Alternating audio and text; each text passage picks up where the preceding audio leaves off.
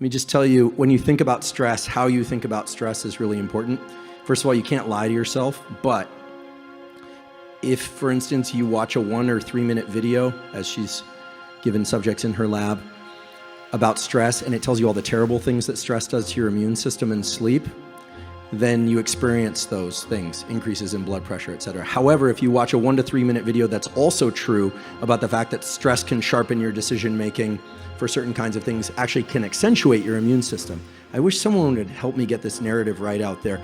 Stress does not deplete your immune system unless it goes on a long, long time. We'll talk about what long means in a moment. Why would it? Think about it.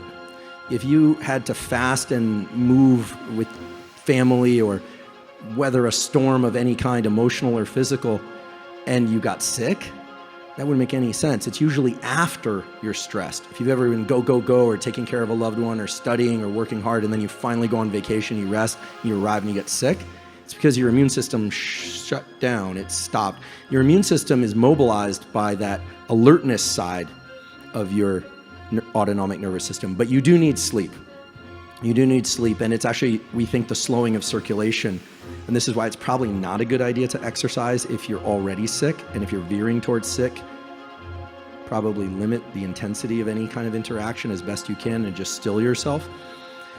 Well, Ali's lab has clearly shown us over and over again that what we know, our knowledge base, really does shape the physiology of those outcomes. Now you know that stress is both bad and good, so which one is it? Does it average to nothing?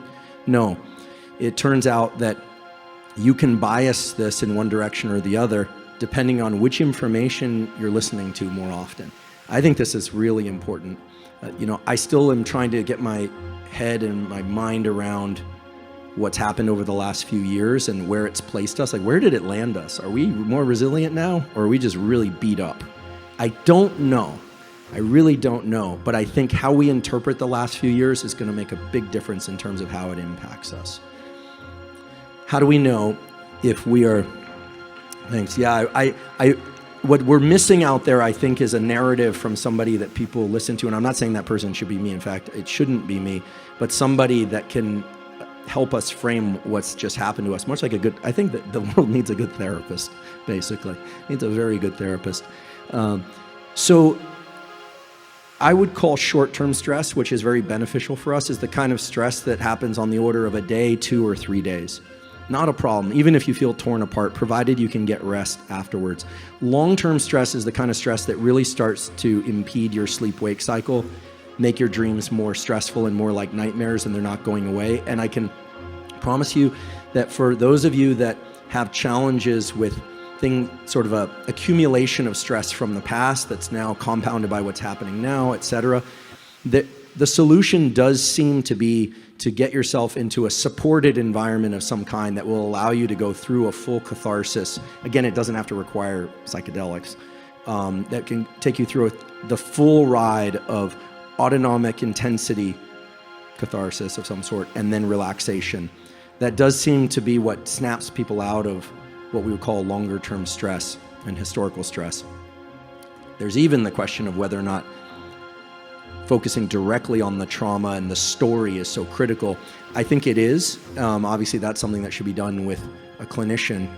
But stress that impedes your sleep for 3 nights or more, that shifts the pattern of dreams to more anxious dreams, that is more long-term stress. And for that, you need to take it seriously.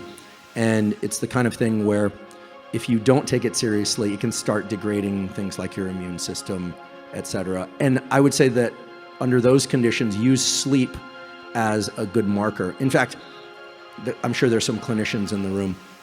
I mean, one of the questions that is used as a diagnostic for whether or not people are depressed or anxiously depressed is whether or not they're sleeping well or not, right? Again, language is not very good at parsing what's going on inside. We have to look to behaviors and regularity of sleep-wake cycles, etc.